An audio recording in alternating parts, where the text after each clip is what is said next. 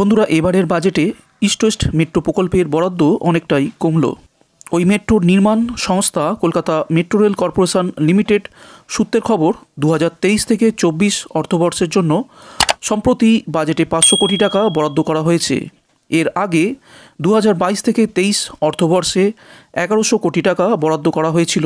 প্রাথমিকভাবে বাজেটের পরে ওই মেট্রোর খাতে 1000 কোটি টাকা বরাদ্দ করা হয়েছে বলে পূর্ব রেল সূত্রে জানানো হয়েছিল। তা নিয়ে বিভ্রান্তি ছড়ানোয় কেএমআরসিএলের ফিনান্স অধিকর্তা অংশুমান সরকার শনিবার বিষয়টি খোলসা করেন। তার কথায়, এবারের বাজেটে অর্থমন্ত্রকের ওয়েবসাইটে যে 1000 কোটি টাকার কথা বলা ছিল, তার মধ্যে 500 কোটি টাকা সংস্থার মূলধন, বাকি 500 কোটি টাকা ইন্টারনাল এক্সট্রা বাজেটরি রিসোর্সের হিসাবে দেয়া হয়েছে। আসলে সেটাই বরাদ্দ। পিঙ্ক বুকেও ওই 500 কোটি টাকার বরাদ্দের কথাই বলা হয়েছে। বরাদ্দের হিসাব দেখলে বিগত বছরের তুলনায় প্রায় 600 কোটি টাকা বরাদ্দ কমেছে ইস্ট ওয়েস্ট মেট্রোর খাতে। বরাদ্দ কমার ইঙ্গিত অবশ্য আগেই ছিল।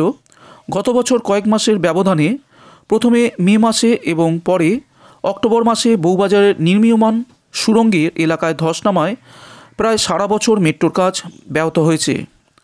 বরাদ্দ টাকার অনেকটাই খরচ করা সম্ভব হয়নি বলে অভিযোগ।